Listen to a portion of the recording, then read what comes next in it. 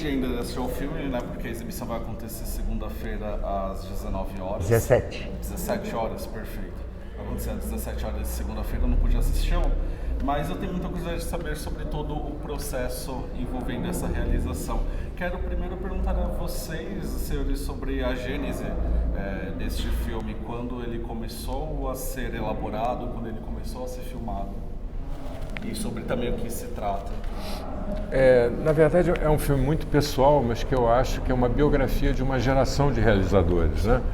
E uma geração de realizadores que trabalhou com cinema experimental e que produziu mais curtas e médias metragens. E ao longo da década de 80 eu produzi 3 filmes de ficção e eu notei que eles tinham uma afinidade, era uma sequência de um processo. E como eu estava muito perto do Otelo, nós estávamos fazendo um projeto juntos, escrevemos um roteiro juntos, eu tive essa ideia de criar um personagem de um realizador que apresentasse ao público os filmes e conversasse. E, ao mesmo tempo, como o cinema brasileiro, naquele momento, estava se enfraquecendo, nós estávamos frente ao fenômeno da Embrafilme, da ligação entre o governo militar com o setor cinematográfico, essa coisa estava se esgotando no final da década de 80, então o realizador, pouco a pouco, vai se enfraquecendo, vai ter cada vez menos elementos, recursos para filmar. O último dos 3 filmes ele faz apenas com uma pessoa na equipe, o fotógrafo, e com um ator fazendo todos os papéis, que era o Breno. Então eu falei, não, o Breno então vai fazer o papel do realizador. Então, à medida que o realizador se enfraquece, surge um duplo. Não é mais o artista, mas é uma entidade, é um Exu, é um Zé Pilintra carioca que o Otelo faz.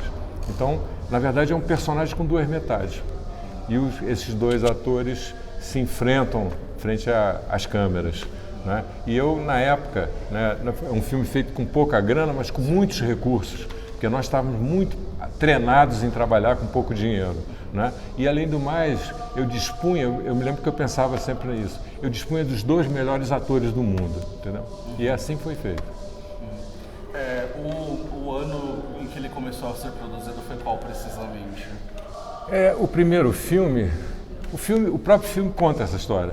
Mas o primeiro filme eu tenho a impressão que eu fiz em 82, depois o segundo em 86, o último em 89, e depois nós fechamos fazendo os intertícios em que o personagem do cineasta apresentava os filmes e a parte com o Otelo. Foi feito em 90, mais ou menos. E aí nós pegamos o desmonte do cinema brasileiro com a entrada do Collor de Mello, que terminou com a legislação que garantia uma cota para o cinema brasileiro estar nas telas e terminou com a própria Embrafilme. Então o filme foi soterrado naquele momento, né? E eu fiquei com esses anos todos sabendo que eu tinha alguma coisa preciosa que eu precisava retomar, e eu agora com essas maravilhosas ferramentas do digital, né? Porque o filme foi feito em película cinematográfica, né? E então eu terminei agora, né? Quer dizer, a fórmula que eu ofereço aos jovens realizadores é o seguinte: escrever um roteiro e filmá-lo apaixonadamente em película cinematográfica, depois pegar esse resultado, colocar na geladeira, pelo menos por 30 anos, e depois editar no digital, entendeu? Breno, me conte sobre quais os processos você participou desse filme e como essa sensação de, depois de tantos anos, ter a possibilidade de finalmente ver esse resultado na tela grande. Bom, antigamente os atores, eles fingiam ser médicos. Depois aparece Stanislavski, onde existe todo um trabalho de pesquisa, de formação de personagem, trabalhar gesto, voz e tal. Nesse filme e na minha vida, tem uma coisa diferente, que é a incorporação. Eu diria que é um ator kardecista. Aconteceram coisas na filmagem que eram mágicas, que eu ia intuitivamente, né, espiritualmente. E o filme trata disso, né, de espírito e artista, né? Então, isso inclusive fez com que eu esquecesse quase que por completo o filme, né? Eu esqueço, o Roberto me relembra cenas, textos, e eu não consigo me lembrar realmente. Porque o Breno, ele provavelmente viu a primeira edição do filme, mas depois ele participou de inúmeros espetáculos, peças, novelas, né? Então hoje ele vislumbra alguma coisa. E ele vai ver praticamente pela primeira vez junto com o público, com você. Né? Então nós temos que tomar alguma coisa, porque estamos muito emocionados de mostrar a primeira sessão do filme, né? Pela primeira vez a gente vai mostrar para um público e o filme vai começar a transitar nesse ambiente dos festivais, etc. Tal. Me conte mais sobre esse processo recente em que você submeteu todo o material bruto, que é justamente as intervenções, a montagem digital, né, de todo esse resultado. Quando esse processo de reunir todos esses experimentos, esse material bruto iniciou e quanto tempo ele durou também?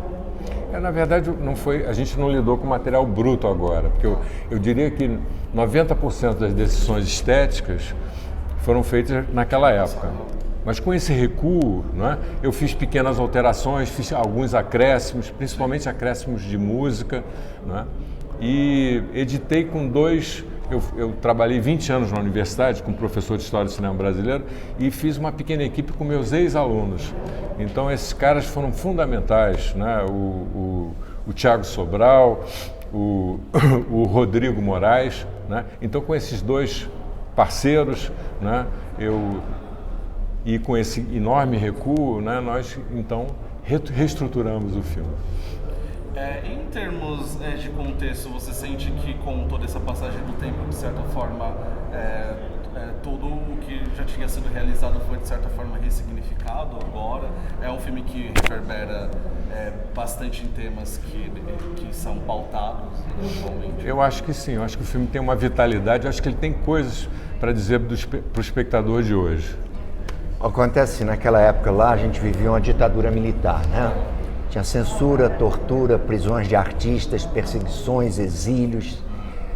E 30 anos depois, apesar de a gente ter tido um período no Brasil muito bom, 30 anos depois, hoje, nós estamos vivendo a mesma situação de ditadura, censura velada, autoexílios, perseguições. Então o filme se torna, hoje, um filme contemporâneo, ainda que tenha sido feito há 30 anos atrás. Isso eu acho que uma coisa muito importante para esse filme, que ele é um filme atual, ele não é um filme feito há 30 anos atrás, mostrando um documentário de coisas que se viu, não. É um filme para hoje, né? E a gente trabalha com o Grande Otelo, né?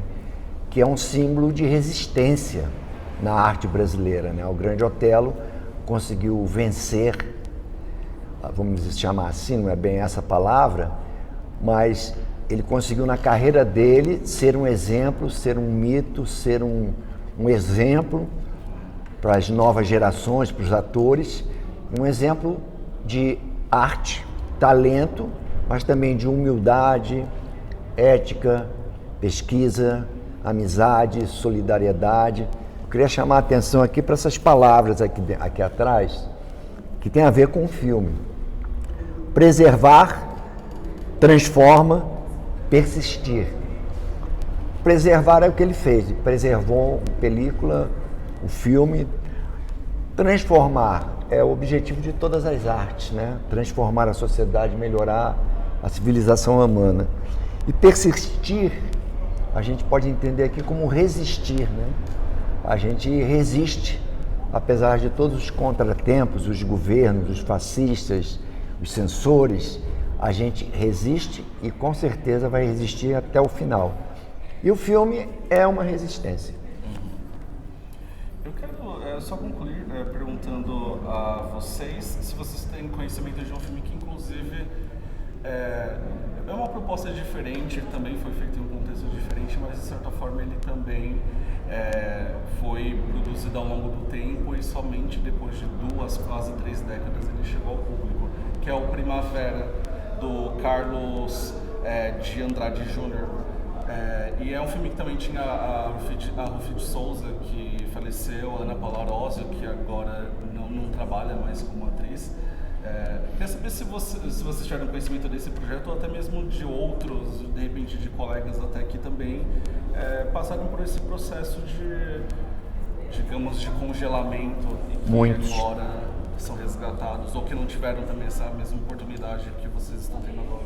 Olha, eu não conheço esse filme que você citou, mas tem um filme do Homem que Virou Suco, né? Que ficou 20 e tantos anos para ficar pronto, não foi? Eu acho que não. Qual foi o filme? Enfim.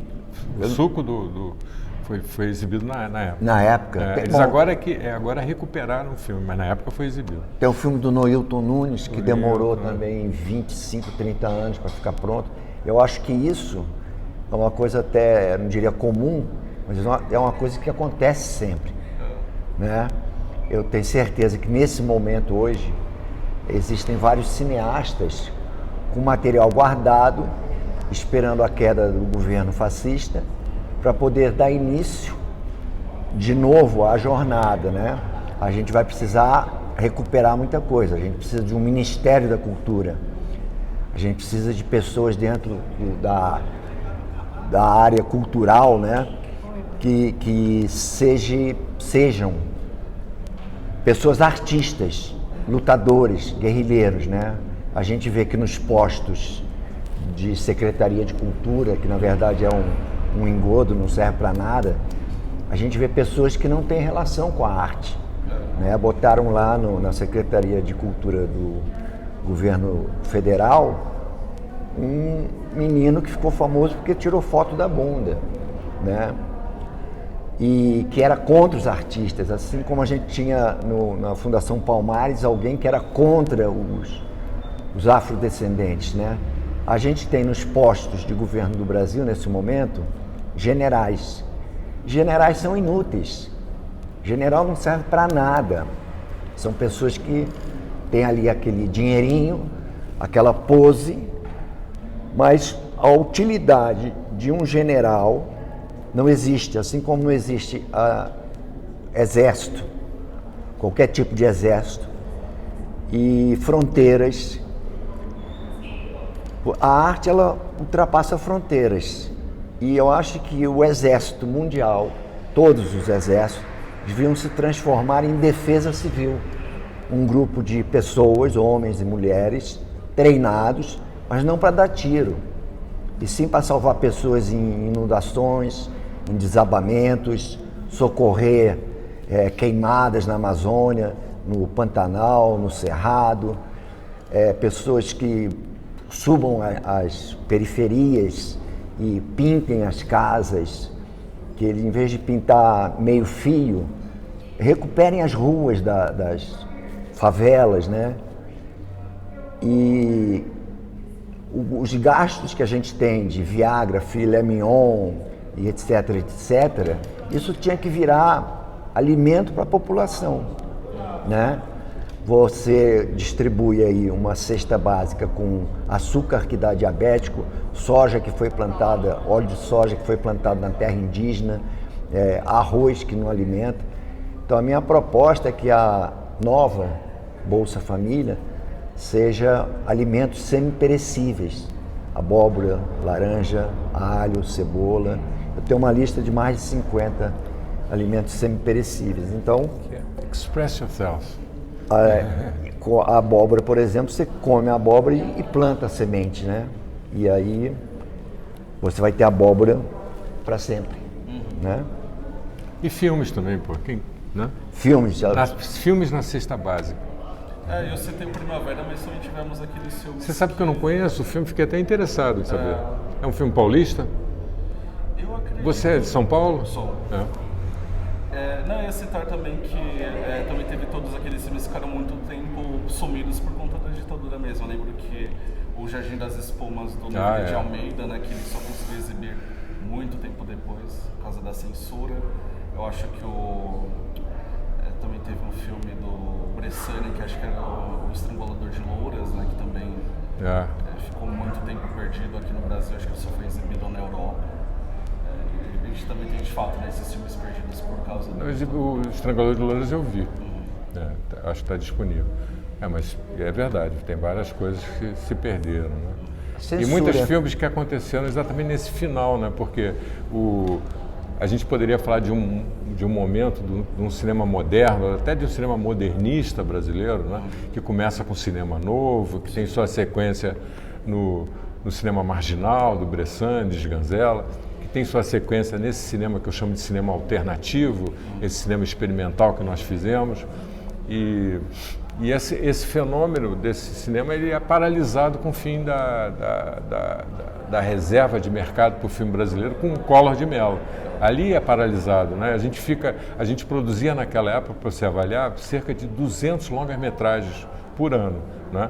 E no ano seguinte do Collor nós produzimos 1 ou 2, né? E ficamos anos, né, até surgir uma legislação de retomada do cinema brasileiro. O cinema brasileiro praticamente levou uma década para se recuperar, né? E agora, novamente, como o Breno estava falando, nós estamos tendo enorme dificuldade de produzir.